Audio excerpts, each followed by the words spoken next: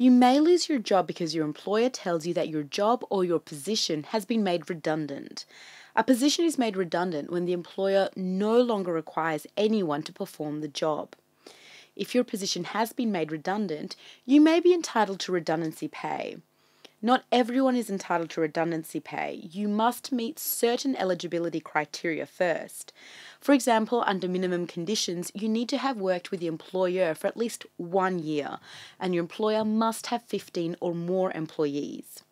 For more information about these criteria, have a look at the fact sheet on our website called Redundancy. If you are entitled to redundancy pay, the amount you should receive usually depends on how long you have been continuously working for your employer. For most employees, this table shows how much redundancy pay you would be entitled to.